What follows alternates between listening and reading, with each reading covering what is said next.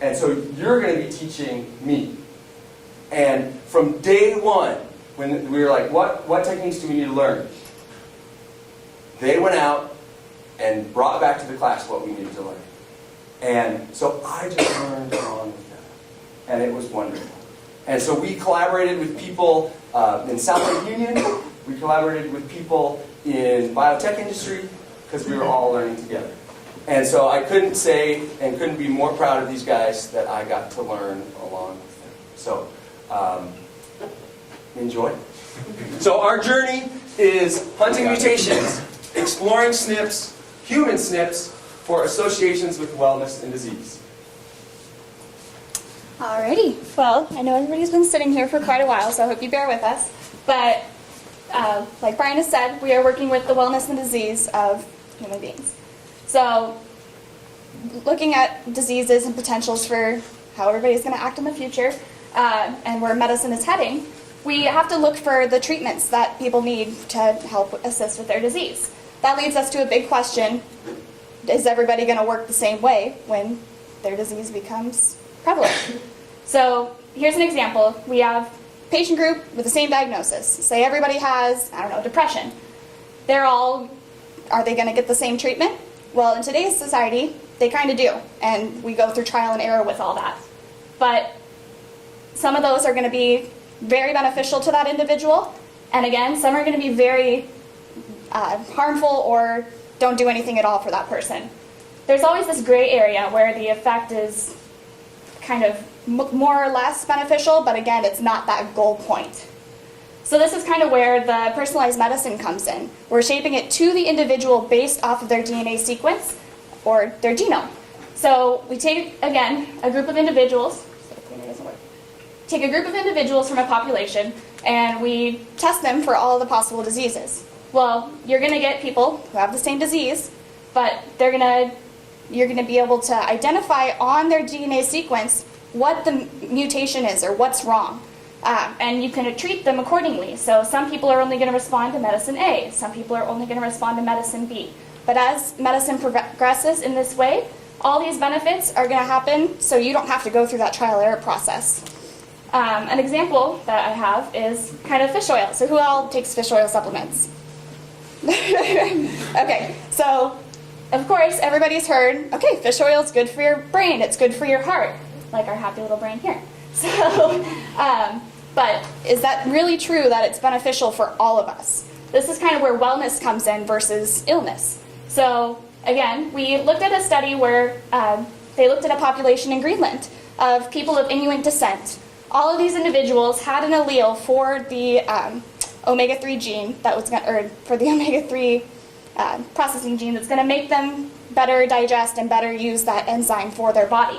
It's usually because these people are, the Inuits, they ate such a high fish diet that these proteins had to better present themselves in their system to help them stay healthy while they were living there. So we have like individuals here who have that ancestry, and they benefit a lot more from it than other people do. And again, this is based on the individual, not based on the rest of the world, which, again, the Inuit gene for the omega-3s is only 5% of the population. So it can be a really big misconception to other people if you especially don't have this gene. That leads us to So for all this personalized medicine, this is great, but then where do we start, right? So I've got this nice picture of each one of you right here. It's called a karyotype. It's full of, oops, sorry, I should probably use this. It's full of, it's a picture of your chromosomes, and what your chromosomes are is it's your packaged DNA, and this is found in almost all of your cells, with the exception of gametes and red blood cells. Let's take an example of like the fourth chromosome here. So you have a pair of homologous chromosomes. You have one from your mom and one from your dad. And this is a way that we have variation in future generations. And then so to start out with what is DNA? So DNA is this molecule that is made up of 4 nucleic base pairs, A, G, C, and T, adenine, guanine, cytosine, and thymine. And these all are put into a code, into kind of a script that are instructions that code for these traits that make us individuals. And then through processes that turn it into RNA and then amino acids, we can eventually get proteins here, as you can see in this ribbon model. But what we've been looking at is specifically SNPs. That's SNP, or pronounced SNP. And what these are single nucleotide changes, polymorphisms in a single spot on this DNA or on this gene. So this is called a codon. It's a set of 3 of these base pairs, three of these code for amino acids. And in this example, you have an AAT or AAU mRNA, which will account for an asparagine, and then a SNP has changed this to a GAT or GAU, which is now an aspartate or aspartic acid. And it's like, okay, great. But what does that mean? So what? Something changed, right? Well, sometimes it doesn't really matter. Sometimes it can change and nothing happens. But in this case, you have a neutral molecule changing into a negatively charged molecule. And this can have a big change, even this little charge change. What can happen is you can have misfolding of proteins. So you have your mutation on your unfolded protein chain, and what happens is that a protein folds. And these charges are very interactive in this folding process. And if the charges change, you can get this misfolding, which actually makes the protein completely inert. It doesn't do anything. It goes into aggregation or this clumping, and where it's just nothing. Or what can happen is you can have an undesired reaction where instead of interacting like this cartoon shows with this piece, it interacts with something completely different, so you get a different result than you were expecting. Or, of course, like I said, you can have no effect and it interacts with the partner that it wants to, and then you continue on with your life. And now Miguel is going to give us an overview of the arc of our research. Thanks. So I'm going to give a brief overview of our journey into hunting our mutations. So we first began by brainstorming some ideas of diseases that interested us, and then finding SNPs that were associated with these diseases. We received exome data from an anonymous person. The exome is the genome's exons, which are the coding portions or instructions for genes. And so now our question changed into does our human have the SNPs we are interested in? So we compared the exome data to a reference bioinformatics program called IGB, and we looked for the differences in there. So once our SNPs were found using IGB, we wanted confirmation of them. So we extracted DNA from our anonymous humans. We had samples of saliva, cheek cells, and hair. Then we designed primers using a program called Primer 3 Plus. The primers are short strands of nucleic acid sequences that serve as starting points for DNA synthesis, and they flank our area in our gene of interest. Then we did a PCR to amplify our DNA and our SNP. We sent that for sequencing to a lab. And we actually also did some PCR-based cloning and inserted DNA into a plasmid, and we transformed it. Transformation, pretty much in this context, just means that we introduced genes into a bacterial cell, and then we grew the bacteria. As our finale, a couple of our group members actually went to a lab and did some transfection, which just means that we introduced the foreign gene into a mammalian cell this time. And which is actually really exciting. I know it didn't sound excited, but it's really exciting. Well, now that this is like very simplified and brief overview of what we did and what we focused on in our research, we're going to go more in depth into our journey. Thank you. So as Miguel mentioned, what we got was data from an anonymous human donor, and that was exome data. Now the challenge with getting any kind of genomic data or information is just the sheer vastness of information that you receive. The human genome, just a haploid single genome, can be on the order of about 3 billion base pairs long. And that's about 6 billion if you have a diploid sequence. Now the human exome is significantly smaller after you subtract out the introns, which are the regions that that aren't specifically involved in translating protein. But it still can be on the order of about 30 to 50 million base pairs. To give you an idea of the context of this, this is one of the 22 pages of genetic information that I pulled out of just the vitamin D receptor gene. So of course, when we look at this, we have to find a way that we can use this information. Something that would help us compare it to a standard and to be able to look for these single nucleotide polymorphisms. So the program that we chose to use was called IGV, or the Integrated Genome Viewer. What this allowed us to do was compare a reference genome against our anonymous exome data and look for polymorphisms within that information. I'll show you a quick video where we're going to zoom in from the level of chromosome 6 all the way down to where we're at here, which is a bird's eye view of the to the level of the single base pair. This right here is the reference genome. Each of these gray lines represents an iteration of sequencing of our anonymous human donor's DNA.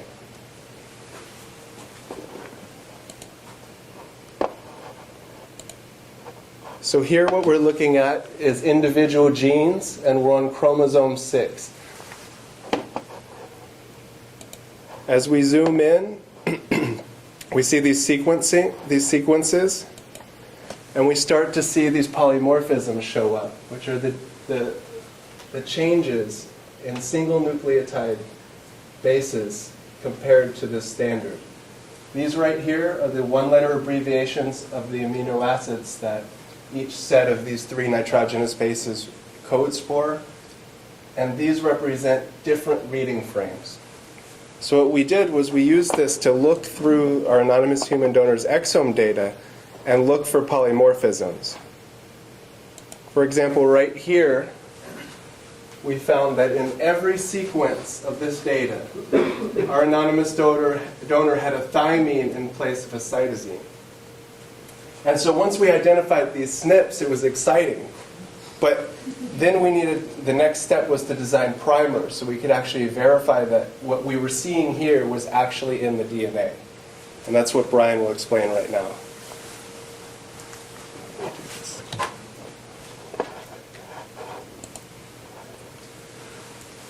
Yeah, so like you said, once we found our SNP, we need to basically isolate and magnify our SNP using primers.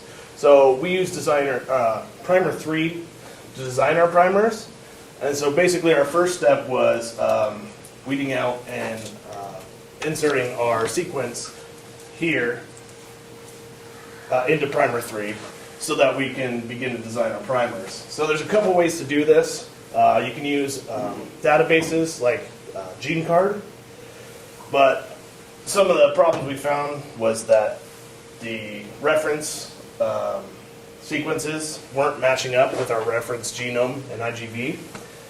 So some of us, the night before we ordered primers, actually went through and hand wrote out 500 nucleotides on both sides of our SNP so that we could paste them in and design our primers.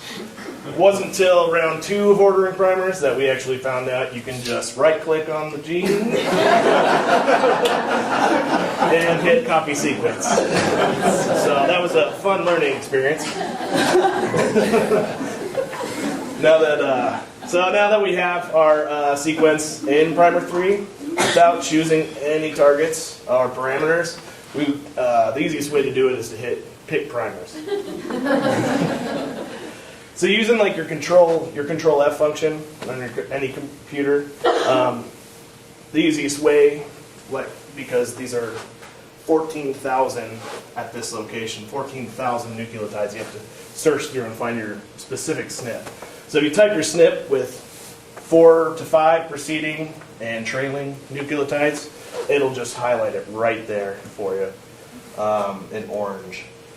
So this, the 13751, that's your relative location in your pasted sequence. So now that you know your relative location, you can target it and then followed by how many nucleotides you want within your forward and reverse primers. So basically, for different purposes, you're going to want different lengths. Hitting pick primers again, it'll point out our forward and our reverse primers. It'll also give you a bunch of information such as length, GC content, and melting temperature. And to double check and ensure that your SNP is within your primers, you can come down and see that your forward is here and your reverse primer is right here. So there's our SNP. It'll also print out multiples, so it'll give you different options. Since primers and science in general just doesn't always work, as we found, we decided in the end it was best to use like 4 to 5 different primers to ensure success. And so then once we have our primers, we then move on to our next step, which is DNA extraction. And so our question was, how do you extract genomic DNA from human samples? So a few sources of cells are given here. There are cheek swabs, saliva, as well as hair samples. And as Miguel mentioned earlier, these are the ones that we used in our research. So once we get the source of cells, we need to follow extraction protocol in order to get down to the genomic DNA. So this is the extraction protocol we used in our research. In the homogenization step, you break down the cell membranes. In binding DNA, you run the DNA through a column, and then it binds to a membrane selectively, so you're only getting DNA to that membrane. Then you wash it in order to get rid of cellular debris, and then you elute the sample in order to get it released into this solution. So the experiment we designed, we were asking what starting material to use. And so we first started with cheek swabs and hair samples, and we had varying amount of starting material. So we had like 1 cheek swab, and then to 5 cheek swabs, as well as 3 milligrams of hair to 7 milligrams of hair. And so we were both looking at if there's a sweet spot in this data and which one was better. And our results found that a cheek swab was better than a hair sample, and that 1 cotton swab was the best starting material. And then we ran the samples through PCR, which Sean will talk about later, what a PCR is, in order to test the data.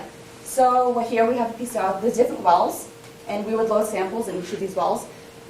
So initially, it looks like we got some, because you can see a band right there, showing that we maybe have some DNA. But what's strange about this is that all of them have about the same size, which is not what you would expect. And so when we ran some controls with that, so this is primers with no DNA, you still get a band, which should not happen because you don't have DNA, and that's what should be picked up in PCR. And then when you want DNA with water, you realize you don't even get a band. So something's obviously going on here. And we concluded that these are probably just primer dimers, and that we're not getting bands from DNA. So do we even have genomic DNA? So this is an example. Then we moved on to another experiment. So we have 3 different things we compared. We compared one with cotton swabs, so that had some starting material in it, and then a clean Q-tip, so there's no starting material, and then no starting material or no cotton swab, so it's just like you're running nothing in it. It's just the sample itself. I mean, not the sample itself, just the protocol. So we ran this. This is an example of the graph. So on the x-axis over here, we have wavelength, and on the y, that's absorbance. A wavelength is defined at 260, so that's when DNA has the highest amount of absorbance, and the higher absorbance corresponds to a higher concentration of DNA. With an absorbance of about 1 is about 50 nanograms per microliter of DNA.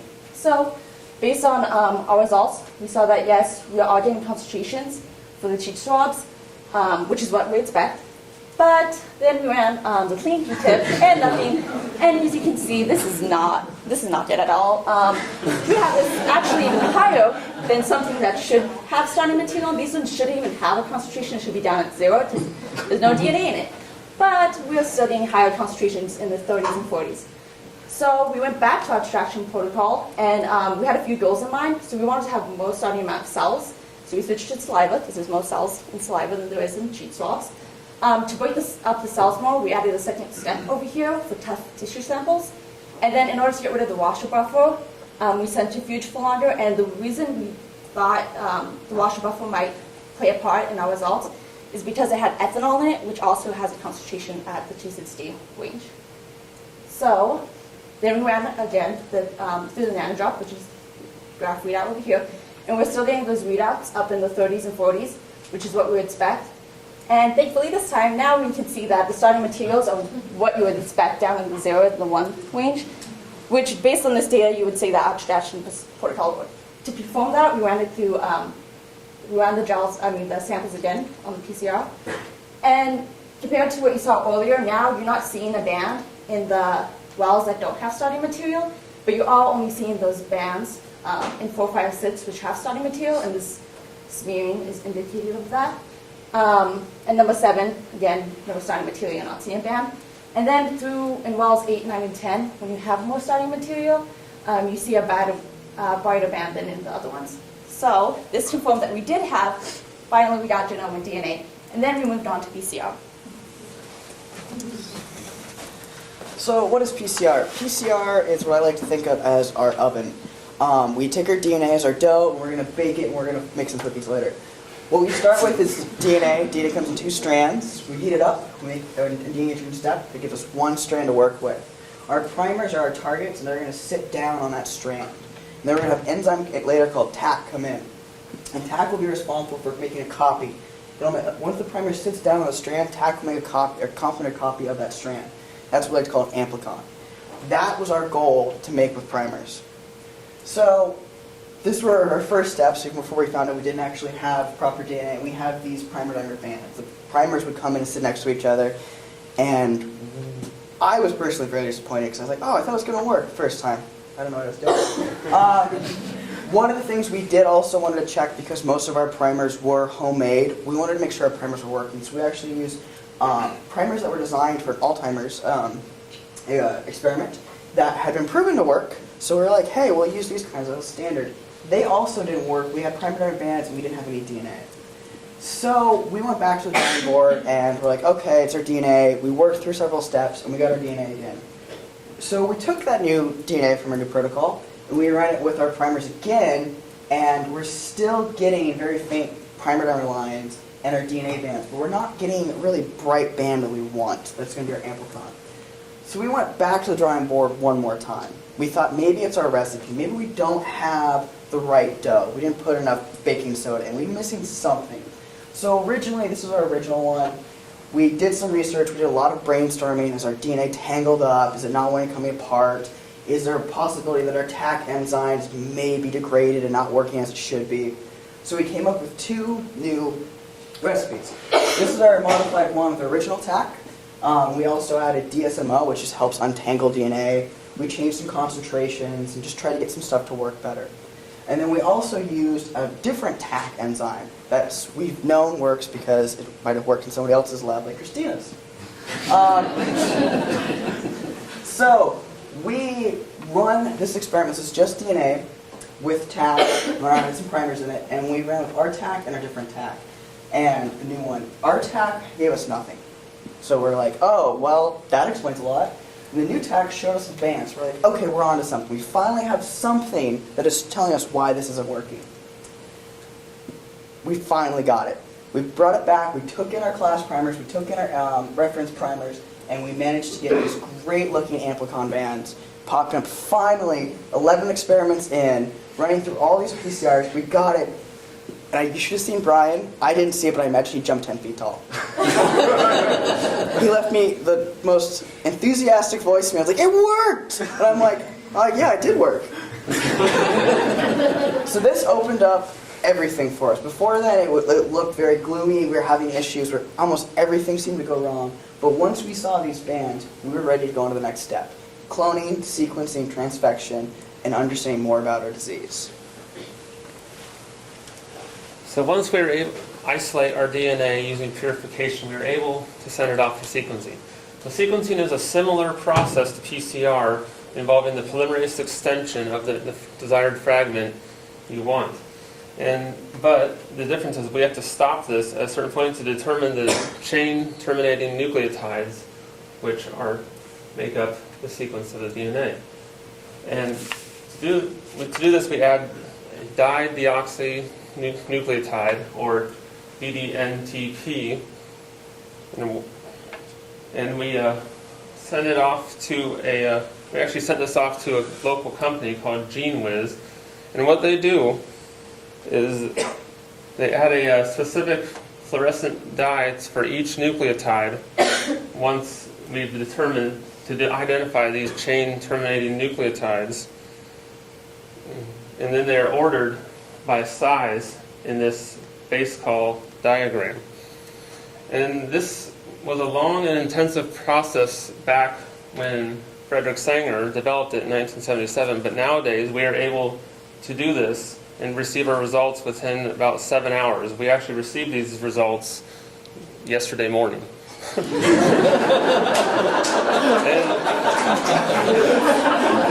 what GENEWIZ sent us is a electropherogram which color codes all the peaks to correspond to the sequence up here, along with a text file which makes it easier to interpret. So now we can finally confirm our SNPs. All right, so as Curtis mentioned, we've now confirmed that we have a SNP on our gene of interest. And so the next thing we want to, next question we need to tackle is, what does the SNP do? What effect would this actually have on a person? And so to do this, you want to compare your gene with the SNP to that of a normal sequence of DNA. And a good way to do this is to use a green fluorescent protein and observe gene expression in a cell. And John's going to talk a little bit about that later. But before we get to that point, we're going to need to clone our DNA into a plasmid. So in PCR-based cloning, the idea behind it is you take a designed plasmid with GFP and ampicillin resistance, and you excise a gene, in this case, MindBomb. You take it out with restriction enzymes. So you take that out, and then you're going to insert your gene with the SNP into its place, and that's cloning. So the first step in this process is to design primers for cloning. So you want to pick good candidate primers to begin with, and as they mentioned earlier, we had some trouble designing primers, but these HM ones worked. They have well-defined bands, and they're where we expected them to be on the ladder. This picture doesn't reflect the ladder very well, but once we ran it longer and had a focused picture, they were around 600 base pairs, which is what we expected. So we have good candidate primers to work with, and what you do at that point, the HM primers are shown here in blue, is you tack on restriction enzyme sites, ASC1 and NOT1, to either side, to the forward and reverse primer. And you add a few extra base pairs to both sides in case the restriction enzyme doesn't sit down perfectly. You have a start codon on the forward primer and a stop codon on the reverse. So now you've designed cloning primers, but before you move any further in the process, you actually want to test them to make sure that they work. So you run PCR, and we did on the HM cloning primers, and as you can see, we got bands, and they were right on the ladder around 600 base pairs where we expected them to be. So the next thing you do is you clean up that PCR sample that you ran on the gel with a purification kit to get rid of all the things you don't want. So now it's time to perform the restriction enzyme digest. And you want to perform this on your plasmid to take out the MindBomb gene that I showed earlier, and you also want to perform it on that PCR product.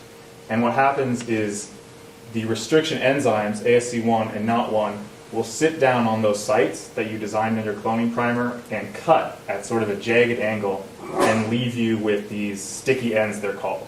And those allow that insert to sit down correctly onto your designed plasmid. So now you have your cut vector, which is that plasmid with the MindBomb removed, and your insert, which has been digested as well. And this is the fun part. You actually physically cut the bands out of the gel and dissolve them in test tubes. And so finally, use the ligase enzyme to fuse the two together. And here's a blown up version of the sticky ends that I talked about earlier, and that's how you accomplish clone.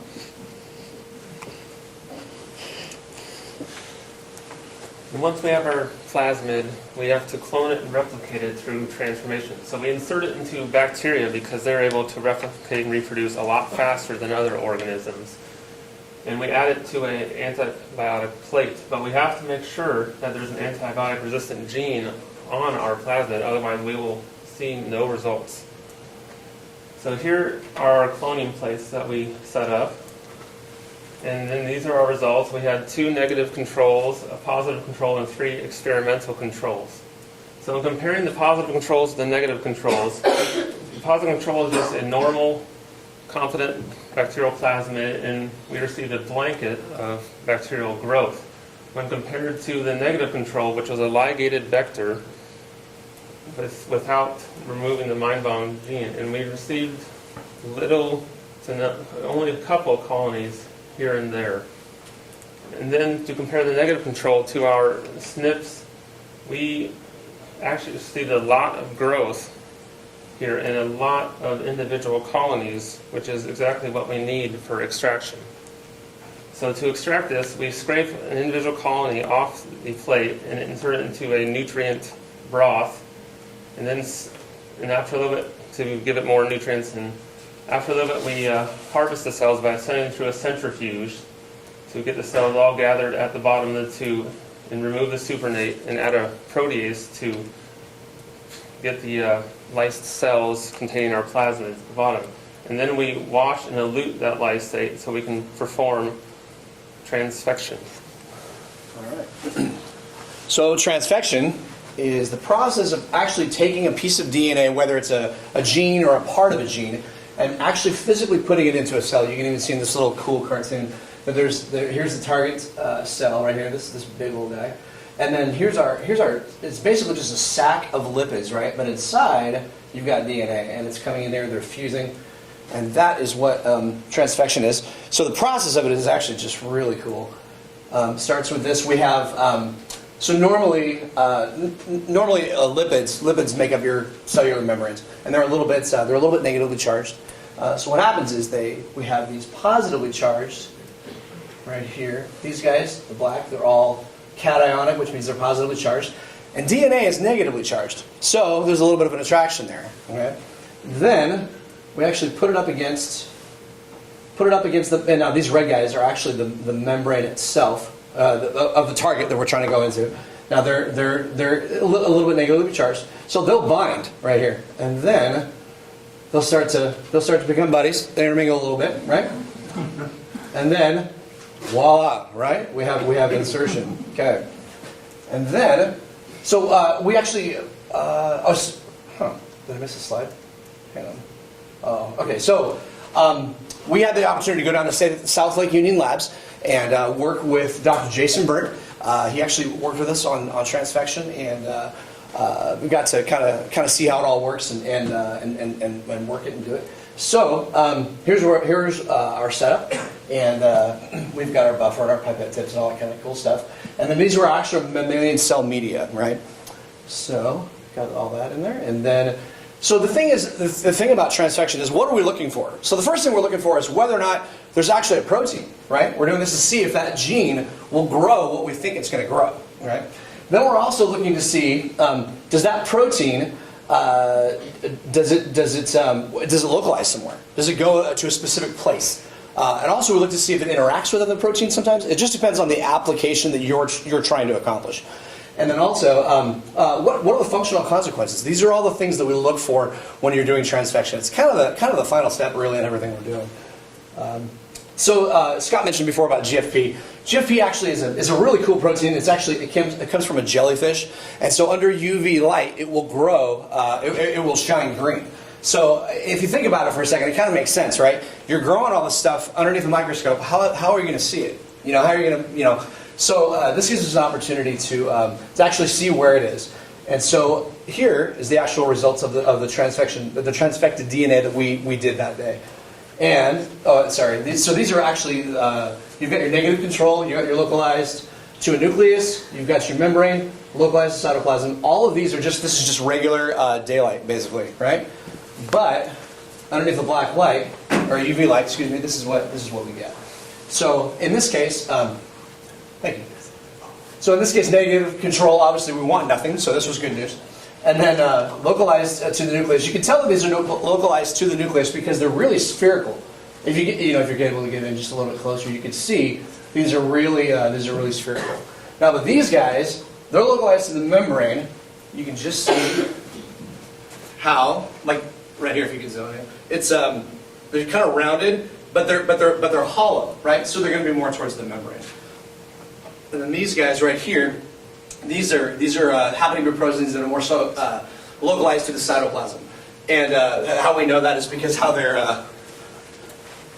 like kind of weird shaped. They almost look like neurons, really. They kind of branch a little bit, and so that's how we're able to see that. So, all right. But the ultimate question in all of our research is why even do this? And that's what we're going to see next. So.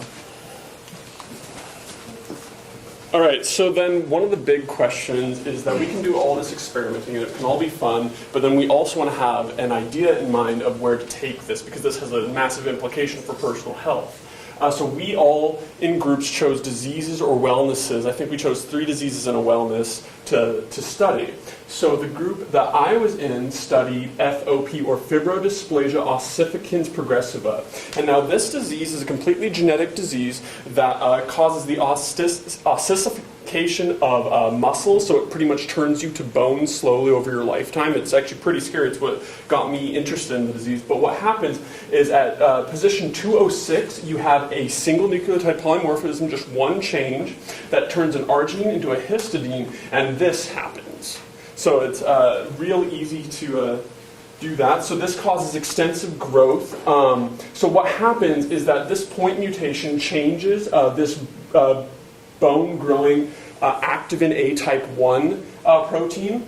And what it does is, so when this is open, bone is growing and we're all good, but then you have this allosteric inhibitor or non-competitive inhibitor that stops bone growth. But what this SNP does is it actually inhibits the inhibitor. So now you have bone growing all the time, and you have this happen. This is a case of severe FOP, and this is the ACVR1 protein that we were studying in IGV. And so the lifespan of this disease is about 40 years old, and like it said on the slide previous, even though it's an autosomal dominant disease, meaning that you're going to get it if your parents had it, most of the development is actually a new mutation in development, in fetal development. And some of the causes of death are asphyxiation and shutting down of organs because the bone is literally encasing you inside. Yeah, that is the disease we did. And that's actually, quick note, this is the primer that worked. I'm so excited about that. All right, so that's not my slide. Okay, anyway, my group of Sean, Miguel, and myself, we looked at a disease called for Marfan syndrome. It's a syndrome that they actually think that Abraham Lincoln might have had. It is an autosomal dominant trait as well, so if your parent has it, you have a 50-50 shot of getting it. And it's found on the SNP fibronilin 1 gene mutation, which was the one that we looked at for our SNP. We were able to locate it, design our primer, and got everything good to go, and only one of ours primers worked, but it didn't work well enough to be able to actually get it all the way translated through for cloning. But the symptoms of Marfan's is that your arms are going to be disproportionately too tall for your body, your hands are going to be too long. A lot of people have dislocations of their lens in their eye and always have sight issues. And the big one is the dilation of their aorta. So those individuals, the valve in their heart is actually a little messed up, and blood can flow to and from the heart rather than just going one way. If you have both dominant traits of this disease, then you actually are unlikely to survive past infancy because your heart is so weak that that will burst as a child. So, like they said, we also focused on wellness, and the thing we looked at was actin-3, which is related to athleticism. Actin-3 actually codes for proteins that are involved in cross-linking actin filaments. Basically helps stabilize muscle fibers, and it's primarily expressed in fast twitch muscles. So the SNP that we found was a mutation at the 577th amino acid, and basically it codes for a stop codon as opposed to an arginine. It's also, you need 2 copies of this deficient genotype in order to be deficient. Distribution for this SNP, it varies widely from population to population. Some populations, it wasn't found at all, while others, like European Caucasians, it was actually found in about 18% of the population. Alright, so the last disease that we're going to look at is actually multiple sclerosis. And multiple sclerosis is a neurodegenerative autoimmune disease. So what that means is that people that have this disease have a problem where their immune system is overactive. And so what happens is that we have this myelin sheath around our neurons in our nerve cells. And when you have MS, your immune system actually goes through and destroys the myelin. So in a healthy individual, it looks like this. But in someone who has MS, you can see that the myelin is all damaged, and it interferes with nerve cell communication. And that's why you get a lot of the symptoms like dizziness and balancing issues, because you can't properly get these signals to move. And you also get things like fatigue and muscle weakness and numbness. The multiple sclerosis, how many people does it affect? It affects a lot of people. So there's about 2.5 million cases worldwide, and there's over 400,000 in the US alone. And there are a number of factors that affect whether you'll get multiple sclerosis. And one of them is gender, so women are twice as likely to get the disease. And another is genetics. So you can see that if you have an identical twin with MS, your risk of getting the disease raises to 30%. But that also means that it's not entirely a genetic disease, because if it was, then you'd have a risk of 100%. So what other factors are affecting this disease? So it turns out that where you live is actually a factor for whether you get MS. So people who live near the equator, who get a lot of sun exposure, they have a very low risk chance of getting MS. And then people who live up here in the poles in colder areas, they have a much higher chance of getting it. And so the question is, what's the big difference here between these two areas? And the big difference is sun exposure. People down here get a lot more. But why does that matter for MS? So we get vitamin D from sun exposure. That's the main thing that we get. And what happens is when we get vitamin D, we have to sense it with something. We sense it with our vitamin D receptors. And this causes an immune response in our system.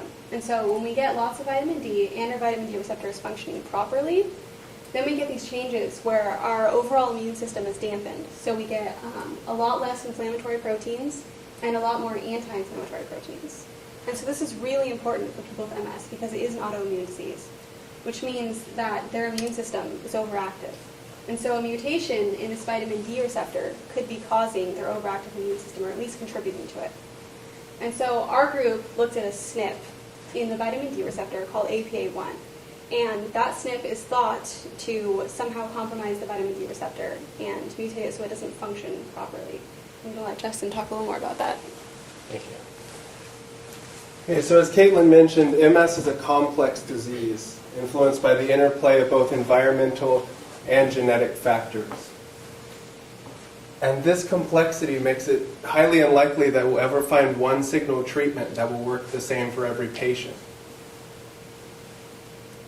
And it makes finding a single cure very unlikely. And it's this complexity that makes MS a great candidate to look at the future of personalized medicine, and also to explore how our research might be useful in the future for people who are actually suffering from these debilitating diseases.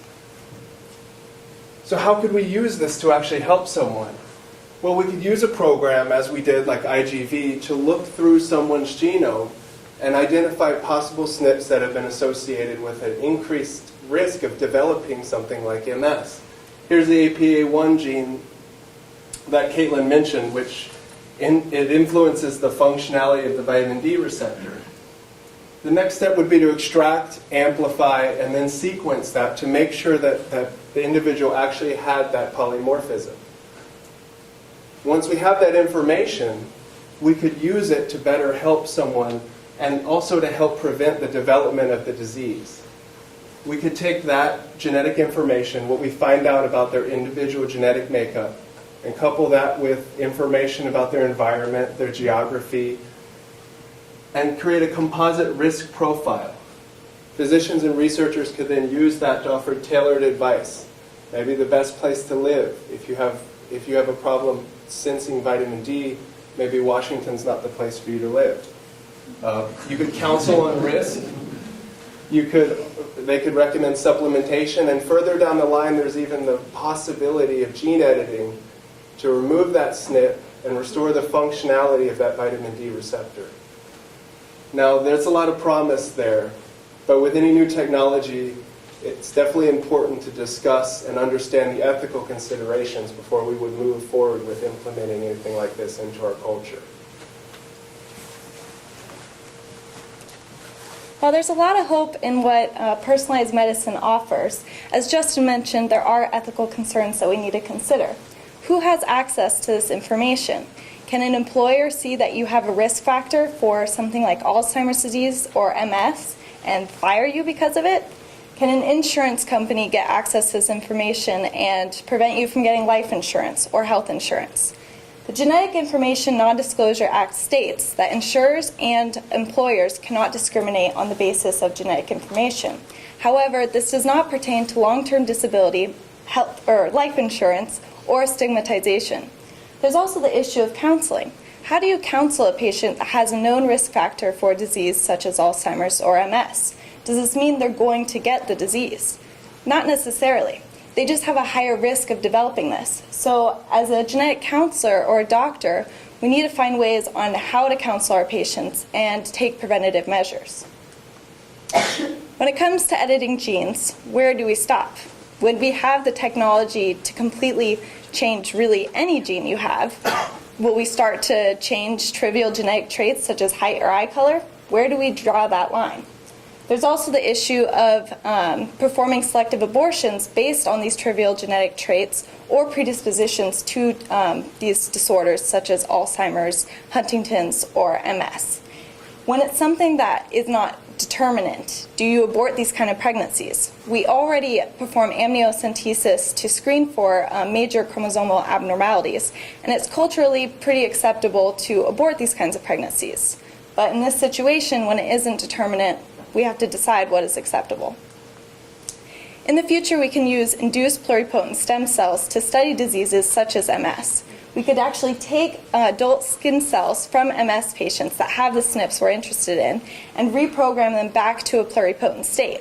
At this state, we can differentiate them into different cell types. So for MS patients, we could differentiate them into immune cells such as B cells and T cells, as well as neurons. We could then essentially study the disease in a dish and develop drugs to better target as well as test their toxicity.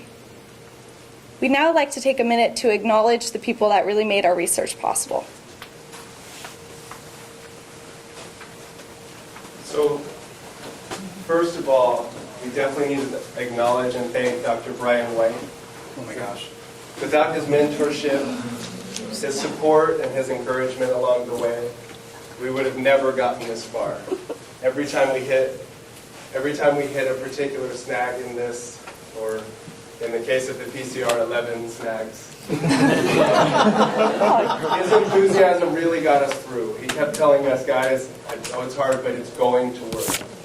He led by example, and as we were working through all these problems, he was right there next to us at all hours of the day and night, helping us solve this. He connected us with people from South Lake Union, biotech companies, and just thank you, Brian. Without this, I don't know where it would be. We love you.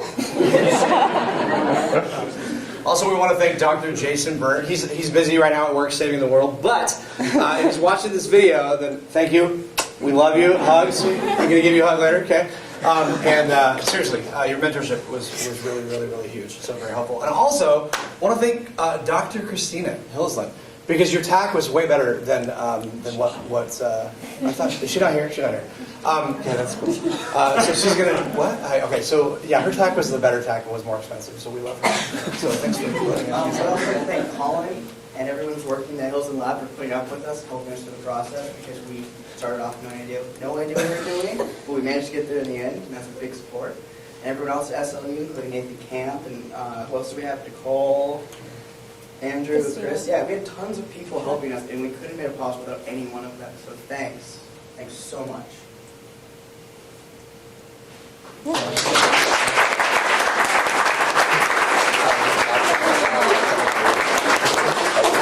you have questions or anything?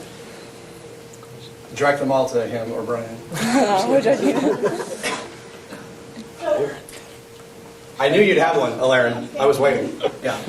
The pictures that you showed us of the things that were going with GFP, Yeah. were those your actual expressions? No. So we actually for proof of principle, we did transfection, but yeah, our genes actually got up to the cloning phase, which was I think that was for me. Was that This morning. this morning?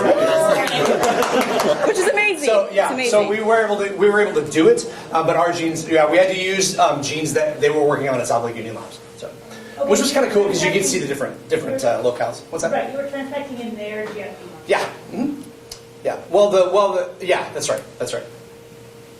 Any other questions? Yeah, that's right. So to this anonymous person that you got the DNA sample from, what exactly do you think you'll be able to tell them? I don't think we're actually technically allowed to tell them anything. Yeah. We essentially wouldn't tell them anything. I think moving forward, something that would be interesting was to get their disease profile or their health information. But we simply got anonymous human DNA, and we don't have any communication with them. We wouldn't. And Essentially none of give us them are a- certified doctors. We're medical advice. But so I guess more in theory, you would be able to tell them you have a... We can tell them they have some typos in their DNA, but we cannot confirm or even give them an estimate of what that would do for them. Right? So there's tons of research being done, even outside of our own stuff, to figure out if those are truly associated or just kind of roughly known to be with them, those diseases. Is your question that whether or not we actually found SNPs in our Oh, we found tons. Yeah, we did. Yeah, just to make sure that you all. Our Yeah, group yeah. with the Marfan syndrome on the fibrinogen 1 gene, we actually did have a SNP that was changed from an A to a T. Yep. And it made an arginine and cysteine, and then we were eventually moving forward looking at protein changes with Dr. Anderson, who works in the biochemistry department here, to see if the protein is actually going to look any different. But also it depends on kind of where it is in there. It can't be guaranteed. And the what fibrin- germline's expressed, and there's more and more factors. Yeah, Larry? So you started out by looking at the genes that were associated with these diseases, and presumably there are some known SNPs in those that are disease-associated SNPs. Yes. Did you find any of those disease-associated SNPs in this particular gene? Or did you find other SNPs that were not necessarily... We actually found Yes. both. Yes, for example, the APA1 SNP that we looked at, we found that exact location of the SNP through a published paper. There were 4 SNPs that we looked at that had been researched: FOC1, TAC1, APA1, and one other one. And those were all published. So we took 2 approaches. In some cases, we looked through the literature and we found SNPs that had been associated in other research to be correlated with the development of a disease or an increased risk. And some other groups looked through the integrated genome viewer, looked for particular SNPs, and then tried to propose what that might do for the functionality of the gene. But then also, yes, so like Jackie did find that the anonymous donor DNA did have a SNP that was associated with Marfan's. And then, for instance, when we did the FOP, it's 1 out of every 2 million people, so we kind of were going in knowing that we were going to get a negative result. But we still found SNPs on the ACVR1 gene that's associated with the disease, just not at the disease position. The one thing I thought was cool was ours was 1 in every 1,000 or so SNPs on there. If one's mutated in that 1,000, there's a possibility. So, cool. Any other questions? So we can let next group go. I'll just say, because we still got 2 minutes. Oh, okay. So I just thank everyone for making it through that hour presentation. Just to give again some background, for instance, Curtis, the cloning pictures, we got those 6 hours ago. So we plated the bacteria, and Scott helped, and so not only did we get the sequencing, the other nice story is 2 days ago, the one sequencing company that we were using in New Jersey, Eurofin, we were having a lot of trouble with Eurofin.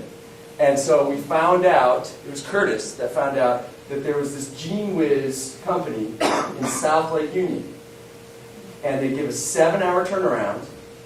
And so Elizabeth drove downtown in rush hour traffic. I had trouble She though. lives in like north of us. Yeah. She drove down in rush hour traffic so they would get it before 6 p.m. so that then we got it at 4 a.m. and we got the answer. So it's just, there was a lot that came together at the end, and some of the presentations weren't as polished as they probably would have wanted.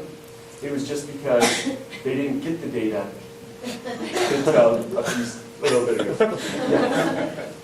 I know that I'm a student, right, but I want to kind of feedback what you just said about that their presentations may not have been as polished as they'd like.